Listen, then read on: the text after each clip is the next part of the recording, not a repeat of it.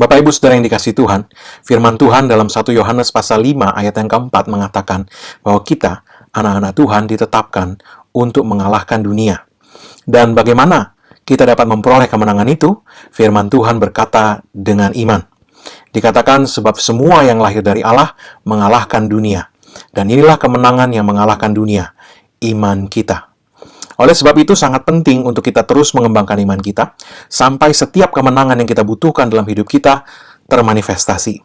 Karena itu hari ini kita akan belajar lebih jauh lagi mengenai bagaimana kita dapat berjalan dengan iman dan bukan dengan melihat sebagaimana yang firman Tuhan katakan.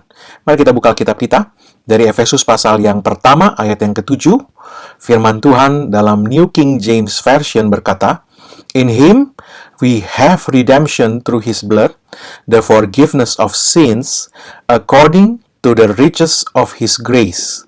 Di dalam Dia, kita memiliki penebusan kita melalui darahnya, yaitu pengampunan atas segala dosa, the forgiveness of sins, pengampunan atas segala dosa-dosa kita, according to the riches of His grace, menurut kekayaan kasih karunia-Nya. Bapak Ibu Saudara yang dikasihi Tuhan, firman Tuhan ini berkata bahwa Tuhan mengampuni kita bukan atas dasar berapa dalamnya penyesalan kita atau ketulusan kita, akan tetapi atas dasar pekerjaan dari Anak Allah yang kekasih, Yesus Kristus, yang Dia telah selesaikan bagi kita di kayu salib. Jika kita percaya kepada Dia, maka pengampunan atas segala dosa diberikan kepada kita. Jadi, bukan berdasarkan pekerjaan atau perbuatan kita, tapi atas dasar pekerjaan atau perbuatan Yesus. Jika kita bergantung kepada Yesus, bersandar kepada Yesus, dan bukan kepada diri kita sendiri, dan menaruhkan iman kita kepada Dia, maka firman Tuhan ini berkata, kita diampuni. Pengampunan kita bukan dilandaskan pada betapa tulusnya kita atau betapa menyesalnya kita, tapi pada apa yang Yesus sudah selesaikan untuk kita di kayu salib. Dan ketika kita menaruhkan percaya kita kepada Yesus, kita beroleh pengampunan. Bapak Ibu Saudara yang dikasihi Tuhan, firman Tuhan ini berkata bahwa di dalam Kristus you have redemption. Kamu memiliki penebusan. You have the forgiveness of sins. Kamu mempunyai pengampunan dosa according to, sesuai dengan the riches of His grace, kekayaan kasih karunia-Nya, bukan atas dasar atau menurut kesempurnaan perbuatan kita. Jadi kita perlu memperhatikan firman Tuhan ini berkata bahwa you have redemption. You have the forgiveness of sins according to the riches of His grace. Kita mempunyai penebusan, kita mempunyai pengampunan dosa menurut kekayaan kasih karunia-Nya. Bapak Ibu Saudara yang kasih Tuhan, ini berbicara bahwa kita bisa merasa bahwa seperti kita belum diampuni, atau kita masih merasa bersalah, atau kita masih merasa bahwa kok masih ada yang nggak enak dalam hati kita. Akan tetapi jika kita ada di dalam Kristus, menaruhkan percaya kita kepada Yesus Kristus, maka firman Tuhan mengatakan bahwa kita telah diampuni. Apapun perasaan kita, pengampunan Tuhan bukan dilandaskan pada perasaan kita, tapi pada perkataan Tuhan. Apa yang Tuhan katakan mengenai pengampunan itu. Dan apa yang Tuhan katakan mengenai pengampunan itu adalah bahwa karena Yesus Kristus telah menebus kita di kayu salib, kita yang percaya kepada Dia, di dalam Dia, kamu mempunyai pengampunan. Kamu mempunyai penebusan. Yesus Kristus telah menyelesaikan penebusan itu bagi kita. Nah, kita bisa merasa apapun yang kita bisa rasakan, tetapi iman tidak bekerja berdasarkan perasaan. Kita bisa merasakan apapun yang kita rasakan. Akan tetapi, kalau firman Tuhan berkata bahwa di dalam Yesus kita telah mempunyai pengampunan dosa, maka itulah kebenaran di mata Tuhan. Itulah yang sebenarnya di mata Tuhan. Bahwa kalau kita ada di dalam Kristus, maka kita telah mempunyai penebusan, yaitu pengampunan segala dosa berdasarkan kelimpahan kekayaan kasih karunia-Nya. Tidak peduli apapun yang kita rasakan. Kalau firman Tuhan berkata bahwa di dalam Kristus kita telah memiliki apa yang firman Tuhan katakan telah kita miliki, maka kita telah memilikinya. Demikianlah Tuhan memandang itu. Demikianlah Tuhan mengatakannya. Bapak Ibu Saudara yang kasih Tuhan, ini sangat penting karena pada dasarnya demikianlah iman itu bekerja di dalam kerajaan Allah. Ketika Tuhan berbicara, kita mempercayai sebagaimana Tuhan katakan, sebagaimana Tuhan mengatakan hal itu, dan begitulah caranya iman menerima dari Tuhan. Apapun, prinsip ini bekerja untuk hal apapun di dalam kerajaan Allah. Ketika kita mulai belajar untuk mempercayai hal-hal sebagaimana Tuhan mengatakannya, dan kemudian kita menyelaraskan pembicaraan kita dan tindakan kita dengan apa yang kita percayai dari apa yang Tuhan katakan tadi, maka kita akan mulai bertindak dengan kata-kata, dengan perbuatan kita sesuai atau sejalan dengan apa yang Tuhan katakan mengenai hal itu. Di sini iman kita berjalan di track yang benar. Dan kalau kita berjalan di track yang benar ini, iman kita berfungsi sebagaimana yang seharusnya, maka kita akan mulai melihat setiap berkat yang Tuhan katakan dalam firman-Nya termanifestasi dalam hidup kita. Bapak Ibu Saudara dikasih Tuhan, kita perlu menyadari kebenaran ini. Kita perlu memahami bahwa apa yang Tuhan katakan, sebagaimana Tuhan mengucapkan itu, demikianlah Tuhan memandang hal itu. Tidak peduli apa yang kelihatan, apa yang kita rasa, tapi ketika Tuhan mengatakan sesuatu, ketika Tuhan mengucapkan sesuatu, itulah itu di mata Tuhan. Itulah kebenarannya. Kita perlu mempercayai sebagaimana Tuhan mengatakannya. Dan itulah caranya iman menerima dari Tuhan. Katakan bersama dengan saya. Anda ambil Alkitab Anda pegang dengan tangan kanan Anda, dan kemudian Anda berkata, ini adalah firman Tuhan. Langit dan bumi akan berlalu, tetapi perkataan Tuhan tidak akan pernah berlalu. Perkataan Tuhan akan selalu benar dan relevan dalam setiap masa kehidupan. Firman Tuhan akan terus berlaku sampai selama-lamanya. Saya mempunyai apa yang Tuhan katakan saya punyai, dan saya adalah sebagaimana yang firman Tuhan katakan saya itu. Tuhan berkata, saya menerimanya, selesai. Amin.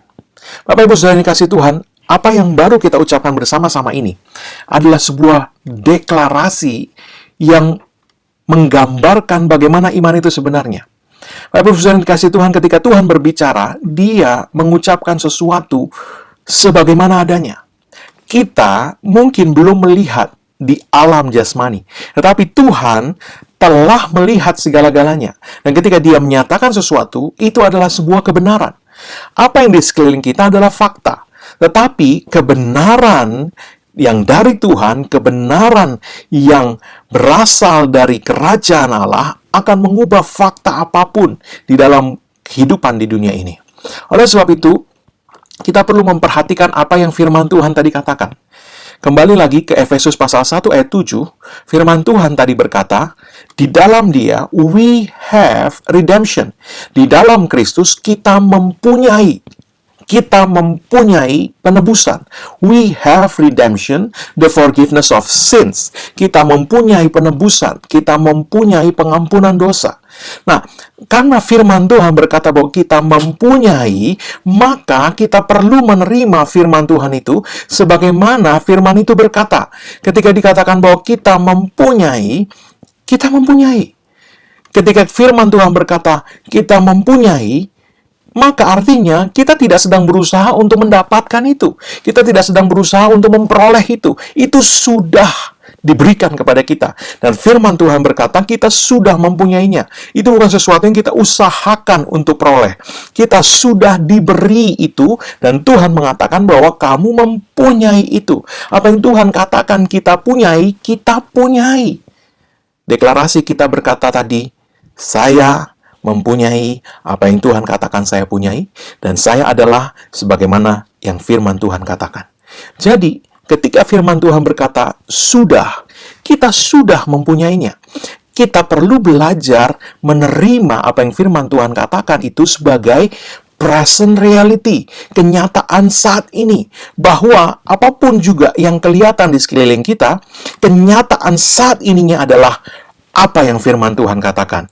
Apa yang firman Tuhan nyatakan. Apa yang Tuhan lihat, yang Tuhan katakan dalam firman-Nya, mengenai diri kita, mengenai situasi kita. Itulah yang sebenarnya. Itulah kenyataan yang sebenarnya mengenai kita saat ini. Kita perlu belajar untuk menerima sebagaimana Tuhan mengatakan itu. Dan kemudian mulai bertindak sebagaimana itu adalah kenyataan kita saat ini. Baik dengan kata-kata maupun dengan tindakan kita. Nah, untuk kita bisa mengerti ini lebih jauh, untuk kita bisa lebih memahami ini, kita akan melihat satu contoh dari firman Tuhan mengenai seorang man of God yang namanya Gideon, ya, hamba Tuhan yang namanya Gideon, salah seorang hakim-hakim di zaman Israel pada waktu itu. Gideon ini bukan seorang yang besar pada mulanya, bukan seorang pahlawan yang luar biasa. Dia orang yang bahkan tidak dikenal, dan bahkan dikatakan dalam bahasa Inggris timid, orang yang tidak memiliki keberanian. Akan tetapi firman Tuhan berkata bahwa Allah memilih dia, dan kemudian Gideon ini belajar untuk meletakkan kepercayaannya kepada Tuhan. Gideon belajar untuk menaruhkan imannya pada Tuhan, mengalihkan pandangannya dari diri sendiri kepada Tuhan. Dan saya mau katakan bahwa di dalam Kristus, kita semua adalah orang-orang pilihan. Bukan hanya Gideon. Anda dan saya yang ada di dalam Kristus, Anda dan saya adalah orang-orang pilihan Tuhan. Oleh sebab itu penting untuk kita memperhatikan contoh ini. Tuhan memberikan contoh ini mengenai seorang pilihan Tuhan yang namanya Gideon, karena Tuhan mau kita mempelajari sesuatu dari sini. Mari kita lihat Hakim-Hakim pasal 6 ayat yang ke-12. Firman Tuhan berkata, malaikat Tuhan menampakkan diri kepadanya dan berfirman kepadanya demikian, Tuhan menyertai engkau, ya pahlawan yang gagah berani. Bapak Ibu saudara dikasih Tuhan, pertama kita perlu menyadari bahwa Tuhan memilih Gideon dan kemudian memisahkan Gideon, menjadikan dia seorang yang istimewa, itu dengan berfirman. Tuhan mengucapkan firman-Nya, mengirimkan firman-Nya kepada Gideon, dan menjadikan Gideon seorang pilihan, seorang yang istimewa. Bapak Ibu saudara yang kasih Tuhan, hal yang sama terjadi pada kita. Tuhan juga memilih kita di dalam Kristus dengan mengirimkan perkataannya kepada kita. Dia berkata dalam Yohanes 1 ayat 12 bahwa kita adalah anak-anak Allah yang maha tinggi. Firman Tuhan berkata, tetapi semua orang yang menerimanya diberinya kuasa supaya menjadi anak-anak Allah, yaitu mereka yang percaya dalam namanya. Semua yang menerima Yesus diberi kuasa menjadi anak-anak Allah, diberi kuasa sebagai anak-anak Allah untuk berkuasa memerintah di dalam hidup ini. Bapak Ibu saudara yang kasih Tuhan, Roma 8 ayat 37 mengatakan bahwa kita ini lebih daripada pemenang. Tuhan berkata mengenai kita, tetapi semuanya itu, di dalam semuanya itu, kita lebih daripada orang-orang yang menang. Oleh Yesus yang telah mengasihi kita, kita lebih dari orang-orang yang menang. Allah menyebut kita lebih dari pemenang. Di dalam 1 Petrus 2 ayat yang ke-9, Tuhan menyatakan bahwa kita adalah umat kepunyaan Allah sendiri, imam dan raja, untuk mendemonstrasikan perbuatan-perbuatannya yang ajaib. Dikatakan, tetapi kamulah bangsa yang terpilih, imamat yang rajani, bangsa yang kudus, umat kepunyaan Allah sendiri, supaya kamu memberitakan perbuatan-perbuatan yang besar dari Dia, yang telah memanggil kamu keluar dari kegelapan kepada terangnya yang ajaib. Ini adalah firman yang dikirimkan Tuhan kepada kita yang menyatakan siapa diri kita sebenarnya. Kita ini anak-anak yang maha tinggi. Kita ini lebih daripada pemenang. Kita ini adalah imamat yang rajani. Artinya imam-imam dan raja-raja, umat kepunyaan Tuhan sendiri yang telah Dia pilih dan Dia tentukan untuk mendemonstrasikan perbuatan-perbuatan yang ajaib. Ini perkataan Tuhan mengenai kita. Ini yang Tuhan katakan mengenai kita. Inilah bagaimana Tuhan melihat kita. Kembali lagi kepada Gideon. Ada dua hal yang Tuhan katakan tadi kepada Gideon dalam Hakim-Hakim pasal 6 ayat 12. Yang pertama, Tuhan berkata bahwa Dia menyertai Gideon. Yang kedua, Tuhan berkata bahwa Gideon adalah orang yang gagah perkasa, pahlawan yang gagah perkasa. Nah, firman Tuhan berkata yang pertama tadi adalah Tuhan menyertai engkau. Bapak Ibu Saudara yang dikasihi Tuhan, Tuhan menunjukkan keadaan Gideon pada waktu Tuhan pertama kali menyampaikan firman itu kepada Gideon. Nah, firman Tuhan menunjukkan kepada kita situasi Gideon, situasi iman Gideon pada waktu itu. Gideon pada waktu itu melihat pada keadaan hidup di sekelilingnya dengan mata jasmaninya. Dia merasa, dia berbicara sesuai apa yang mata jasmaninya laporkan kepadanya. Dan Hakim-Hakim 6 ayat 13 mencatat perkataan Gideon demikian. Jawab Gideon kepada Tuhan. Jawab Gideon kepadanya huruf besar. Ah, Tuanku, jika Tuhan menyertai kami, mengapa semuanya ini menimpa kami? Di manakah segala perbuatan-perbuatan yang ajaib yang diceritakan oleh nenek moyang kami kepada kami ketika mereka berkata, bukankah Tuhan telah menuntun kita keluar dari Mesir? Tetapi sekarang Tuhan membuang kami dan menyerahkan kami ke dalam cengkraman orang Midian.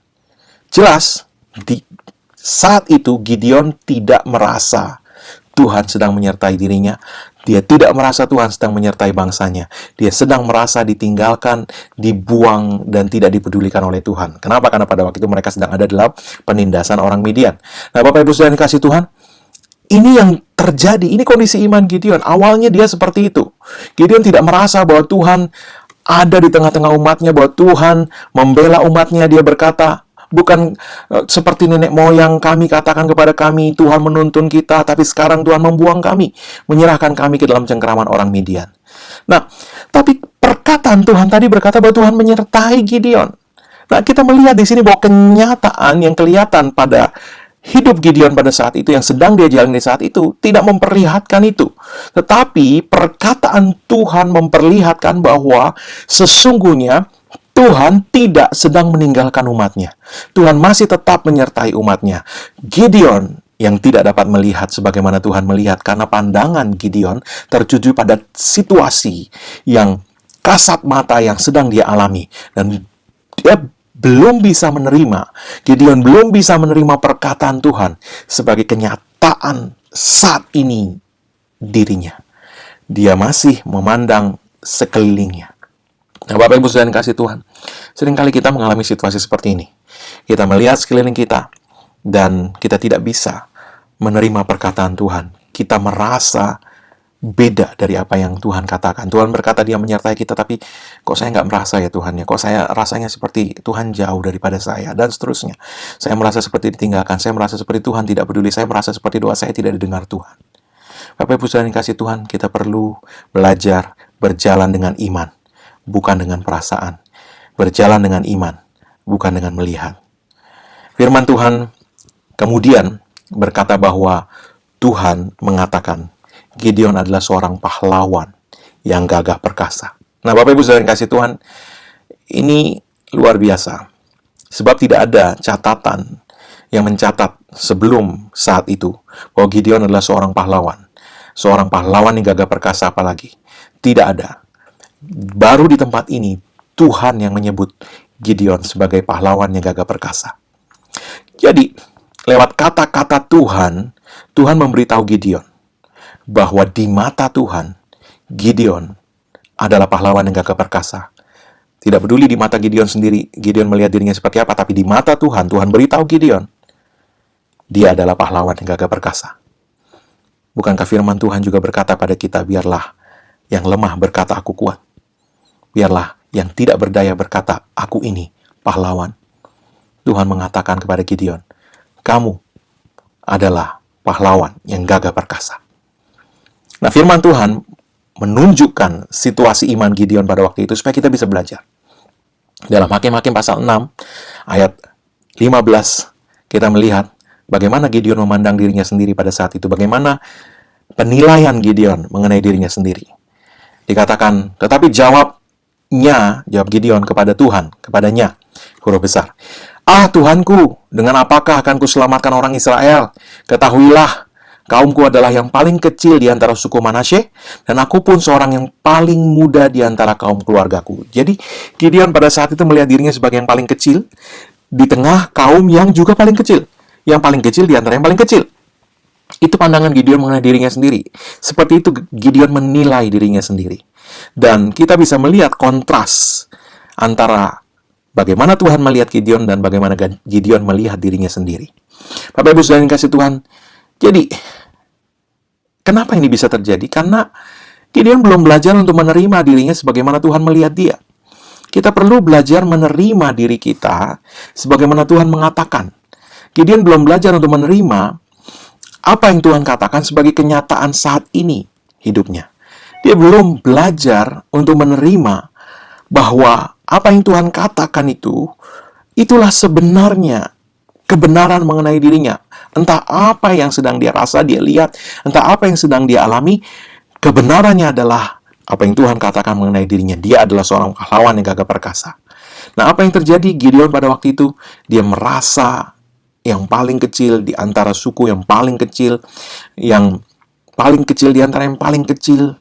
Dia tidak merasa dirinya seorang pahlawan. Dia sedang sembunyi ketika malaikat Tuhan menemui dia pada waktu itu. Jadi dia merasa lemah, dia merasa tidak berdaya, dia merasa bukan siapa-siapa, dia merasa. Ini yang sering terjadi dalam kehidupan orang percaya. Kita tidak berjalan dengan iman, kita berjalan dengan perasaan. Gideon memandang dirinya sendiri, menilai dirinya sendiri berdasarkan kekuatannya sendiri. Jadi dia fokus pada dirinya sendiri, dia lihat dirinya sendiri, dia nilai dirinya sendiri. Nah, kemudian itulah pandangannya mengenai dirinya sendiri. Nah, kita perlu belajar untuk tidak melakukan apa yang Gideon lakukan lagi. Kita perlu belajar untuk memandang kepada Tuhan, menilai diri kita dari mata Tuhan. Bagaimana Tuhan melihat kita, sebagaimana yang Tuhan katakan dalam firman-Nya, itulah kita. Kita fokus kepada Tuhan, bukan fokus kepada diri kita sendiri. Tapi Pak, saya banyak kekurangan, banyak kelemahan. Gideon juga. Firman Tuhan berkata, dia orang yang penakut. Tapi Tuhan berkata mengenai Gideon, bahwa Gideon adalah pahlawan yang gagah perkasa. Apapun yang Anda rasa, apapun yang Anda nilai selama ini mengenai dirimu, kalau itu bukan sebagaimana yang Tuhan katakan dalam firman-Nya, tinggalkan itu. Terima perkataan Tuhan. Terima apa yang Tuhan lihat mengenai Anda. Seperti yang Dia katakan dalam firman-Nya. Ketika Tuhan mengatakan sesuatu, kita perlu belajar menerima itu. Kita perlu belajar menerima itu sebagai kenyataan saat ini dalam hidup kita, mengenai keadaan kita, kesehatan kita, bahkan ekonomi kita. Ketika Tuhan berkata sesuatu, terima itu sebagai kenyataan saat ini atas hidup kita. Ketika Tuhan berkata, 1 Petrus 2 ayat 24, Tuhan berkata, oleh bilur-bilurnya kamu telah sembuh. Telah sembuh. Tapi Pak, masih terasa, masih begini, begitu. Telah sembuh oleh bilur-bilur Yesus. Kita perlu belajar menerima apa yang Tuhan katakan sebagai kenyataan saat ini. Ketika Tuhan berkata dalam Filipi 4 ayat 19 bahwa Allahku akan memenuhi segala keperluanmu. Allahku akan memenuhi segala keperluanmu menurut kekayaan dan kemuliaannya dalam Kristus Yesus. Kita perlu belajar menerima itu sebagai kenyataan saat ini dalam hidup kita. Entah apa yang sedang terjadi di sekeliling kita, kita perlu belajar menerima apa yang Tuhan katakan sebagai kenyataan saat ini dalam hidup kita. Dan ketika Tuhan berkata dalam Yohanes 10 ayat 10, bahwa aku datang supaya mereka mempunyai hidup, mempunyai dalam segala kelimpahan, maka karena Yesus sudah datang, berarti kita sudah mempunyai hidup dalam segala kelimpahan. Entah kita sudah melihat atau merasakan itu atau belum, kita perlu belajar menerima apa yang Tuhan katakan sebagai kenyataan saat ini hidup kita. Kemudian, setelah kita menerima pandangan Tuhan mengenai kita, mempercayai kata-katanya mengenai kita itu, maka kita mulai berkata-kata sejalan dengan apa yang Tuhan katakan mengenai kita itu. Sejalan dengan pandangan Tuhan, kita mulai bertindak selaras sebagaimana Tuhan katakan. Sebagaimana Dia katakan mengenai kita, kita mulai bertindak, berkata-kata selaras dengan pandangan Tuhan mengenai kita itu. Jadi, kita berkata, saya sudah sembuh oleh bilur-bilur Yesus. Allahku memenuhi segala kebutuhanku menurut kekayaan dan kemuliaannya dalam Kristus Yesus. Dan aku mempunyai hidup berkelimpahan. Hidupku saat ini adalah hidup dalam segala kelimpahan. Ini yang namanya berjalan dengan iman, bukan dengan melihat. Kita tidak membiarkan perasaan kita mempengaruhi kita. Kita belajar melihat hidup kita dari mata Tuhan dan menerima itu sebagai kenyataan saat ini. Walaupun kita belum melihat itu terjadi.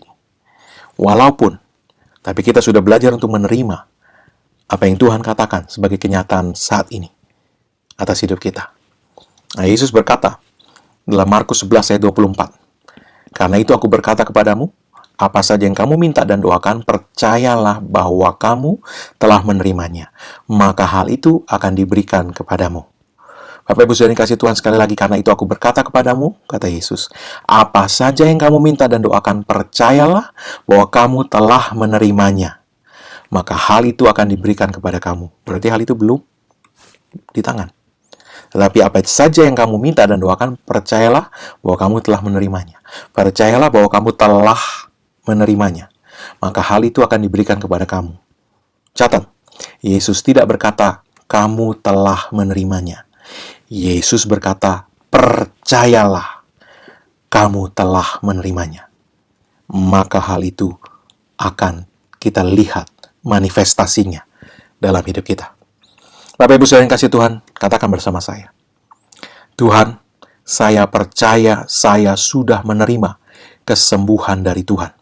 Saya percaya saya sudah menerima suplai supranatural Tuhan. Saya percaya Tuhan memenuhi segala kebutuhan saya menurut kekayaan dan kemuliaan Tuhan. Dan saya percaya saya sudah menerima hidup yang dipenuhi dengan segala kelimpahan dari Tuhan. Terima kasih Tuhan. Kemudian, teruslah berjalan dengan iman. Berjalan dengan iman. Kata berjalan menunjukkan bahwa ini suatu perjalanan. Kita tidak berjalan dengan iman hari ini dan besok dengan penglihatan. Kita berjalan dengan iman tiap-tiap hari bersama dengan Tuhan. Dan ketika kita belajar untuk berjalan dengan iman, kita akan mulai menyaksikan berkat-berkat, perbuatan-perbuatan ajaib dari Tuhan, sebagaimana firman-Nya katakan, termanifestasi dalam hidup kita. Kita tutup dengan kembali kepada Gideon. Gideon berjalan dengan Tuhan, dia belajar untuk percaya kepada Tuhan, dan ketika tiba waktunya untuk menghadapi orang Midian, yang selama ini menindas orang Israel, firman Tuhan berkata, dalam Hakim-Hakim 7 ayat 7, dikatakan, lalu berfirmanlah Tuhan kepada Gideon, dengan ke-300 orang yang menghirup itu akan kuselamatkan kamu. Aku akan menyerahkan orang Midian ke dalam tanganmu.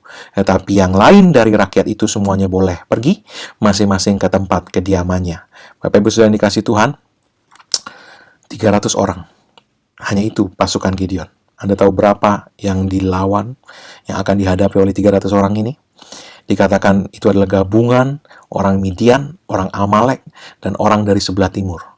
Hakim-Hakim 7, pasal yang sama ayat ayat 12 mengatakan, adapun orang Midian dan orang Amalek dan semua orang dari sebelah timur itu bergelimpangan di lembah itu seperti belalang banyaknya, dan unta mereka tidak terhitung seperti pasir di tepi laut banyaknya. Berarti ini jumlah pasukan yang sangat banyak, untanya saja. Artinya pasukan yang menunggang unta, belum yang mungkin berjalan kaki, mungkin menunggang kuda. Itu sebanyak pasir di tepi laut. Anda bisa bayangkan pasukan ini begitu besar. Dan pasukan Gideon hanya 300 orang. Tetapi Alkitab berkata bahwa kali ini Gideon tidak melihat dengan mata jasmaninya lagi. Dia sudah belajar untuk melihat dengan mata Tuhan atas situasinya, atas dirinya, atas hidupnya, atas masa depannya. Dia memandang kepada Tuhan, bukan kepada dirinya sendiri. Dulu dia memandang dirinya sendiri, sekarang dia memandang kepada Tuhan. Dulu dia menghitung kekuatannya sendiri, sekarang dia menghitung kekuatan Tuhan. Kalau menghitung kekuatan sendiri, 300 melawan pasukan yang untanya saja sebanyak pasir di laut. Tidak akan berhasil. Tetapi Tuhan berkata, aku akan menyerahkan orang Midian kepadamu. Aku, kata Tuhan.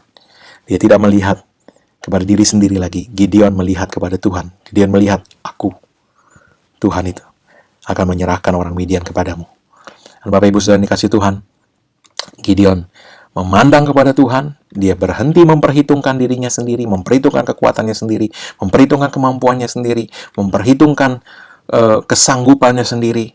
Dia memperhitungkan kekuatan Tuhan, kemampuan Tuhan, kesanggupan Tuhan.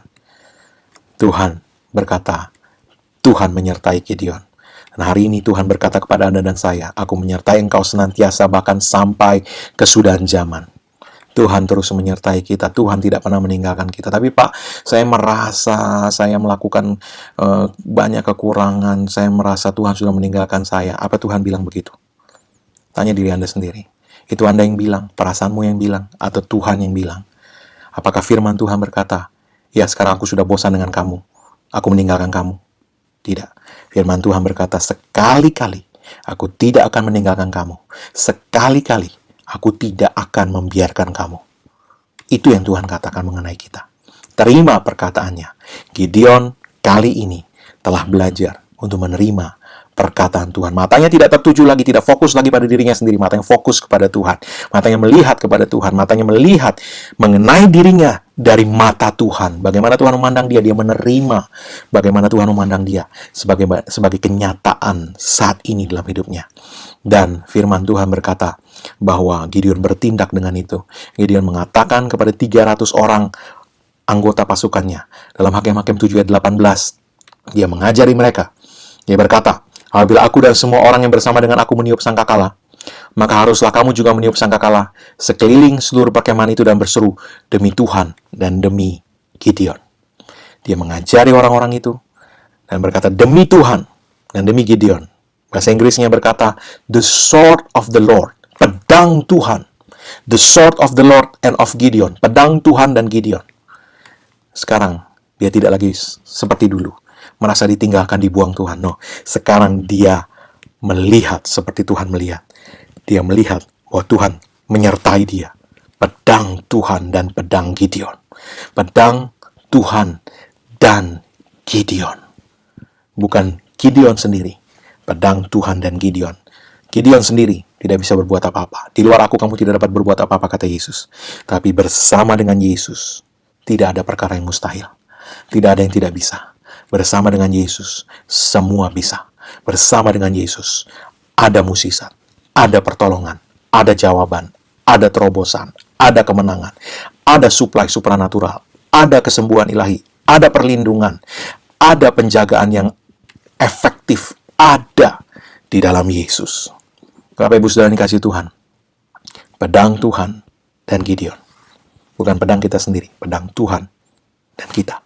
Sebab Tuhan bersama kita, di dalam kita. Sekali-kali aku tidak akan meninggalkan kamu, dan sekali-kali aku tidak akan membiarkan kamu.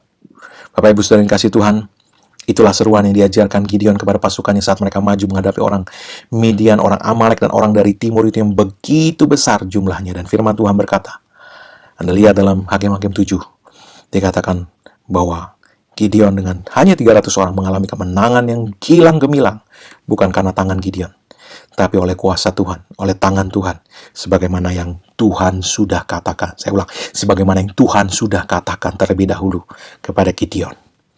Gideon menerima perkataan Tuhan itu, dan itu termanifestasi.